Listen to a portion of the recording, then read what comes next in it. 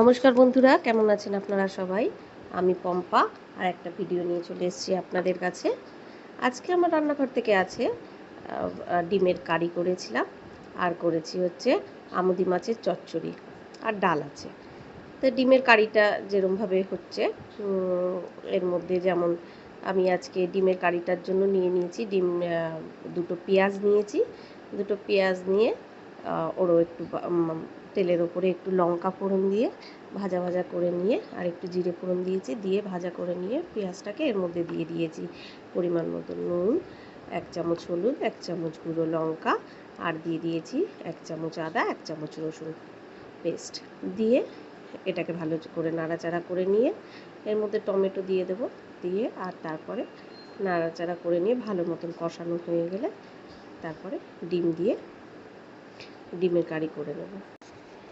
আর আচ্ছা, আমি আলু বেগুন দিয়ে আমুদি মাছের চচ্চড়ি করেছিলাম। এটা আমাদের বাড়িতে আবার সবাই খুব ভালো খায়।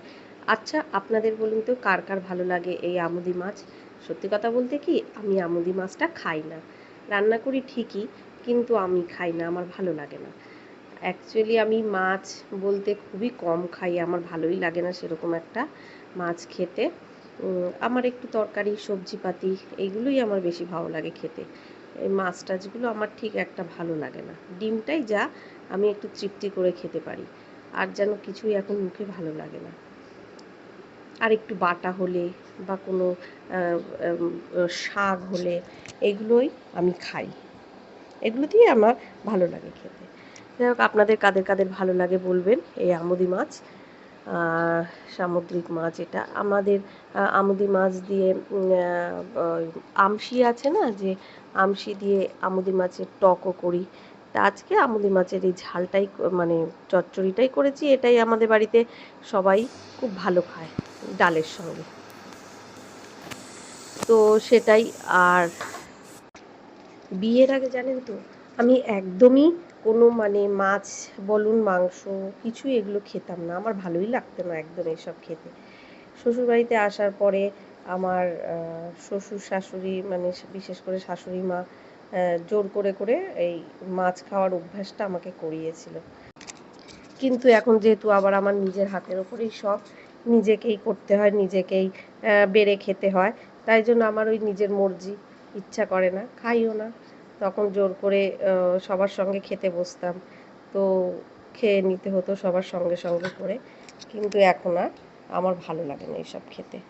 এই যে মাছগুলোকে দেখুন ভেজে নিয়েছি, ভেজে তুলে নিয়েছি আগে মাছগুলোকে, তারপরে কড়ার মধ্যে দিয়ে দিয়েছি হচ্ছে 5 ফোড়ন আর শুকনো লঙ্কা ফোড়ন। এই দিয়ে ফোড়নটা দেওয়া হয়ে গেলে তারপরে আমি সবজিটাকে বেগুন আর আলু এই যে সরু সরু মতন করে কেটে নিয়ে এবার এটাকে দিয়ে দেবো। আমি আসল কথা একটু ভুলে গেছিলাম, ভুলে গেছি মানে আগে রসুনটা দিতে হবে তেলের ওপরে। তো রসুনটা না দিয়ে আমি কথা বলতে বলতে একজনের সঙ্গে কথা বলছিলাম, বলতে বলতে আর ভুল করে আমি সবজিটা ঢেলে দিয়েছি। তা যাই হোক, এই যে কী হবে, রসুনটাকে তেলের ওপরে দিয়ে নিতে হবে, 5 ফোড়ন, শুকনো লঙ্কা, তারপর রসুন, আর একটা গোটা বড় পেঁয়াজ আমি কুচিয়ে নিয়েছি, সেটাকে দিয়ে দেবো। দিয়ে একটু ভাজা মতন করে নিয়ে ব্যাস সবজিটাকে ঢেলে দিতে হবে। দিয়ে তারপরে ওটাকে কষিয়ে নিয়ে একটু নুন, হলুদ, আর পরিমাণ মতো নুন, 1 চামচ হলুদ, আর 1 চামচ গুঁড়ো লঙ্কা, ঝাল যে যেরকম খায় সেরকমভাবে দিয়ে, একটু কাঁচা লঙ্কাও দিয়েছিলাম, দিয়ে এটাকে ভালো মতন কষাতে হবে আগে সবজিটাকে। কষিয়ে নিয়ে এই যে দেখুন, আমি ভুল করেছি সেহেতু আগে না ভেজে নিয়ে পরে ভেজে নিয়ে আর এই সবজিটার মধ্যে আমি এবারে অ্যাড করে দেবো। এবারে এটাকে যেরকম বললাম ভালো মতন কষিয়ে নিয়ে, একটু বেশিক্ষণ তো এটা করতে লাগে না, তো একটুখানি সামান্য অল্প পরিমাণে জল দিয়ে আর এটাকে নিভু আঁচে হতে দেব। কারণ বেশি জোরে দিলে কি হবে না, বেগুনগুলো গলে যাবে আর আলুগুলো শক্ত থেকে যাবে। তাই জন্য একটু নিভু আঁচ করে এগুলোকে হতে দেব তরকারিটাকে। সবজিগুলো সেদ্ধ হয়ে আসবে, তারপরে মাছগুলোকে ঢেলে দিয়ে আর একটুখানি নাড়াচাড়া করে নিয়ে নুন মিষ্টি দেখে তারপরে নামিয়ে দিতে হবে। কেমন লাগলো আমার ভিডিওটা একটু জানাবেন। আমার ভিডিওটা ভালো লেগে থাকলে একটা লাইক, কমেন্ট, শেয়ার অবশ্যই করে দেবেন প্লিজ। আর আপনারা যে যেখানেই আছেন ভালো থাকবেন, সুস্থ থাকবেন, সাবধানে থাকবেন। আর যদি আপনাদের মনে হয় যে আপনাদের এই বন্ধুটাকে সঙ্গে নিয়ে হাঁটবেন, তো আমাকে একটু সাপোর্ট করুন। আমি নতুন ইউজার, আমার একটু সাপোর্ট দরকার লাগবে।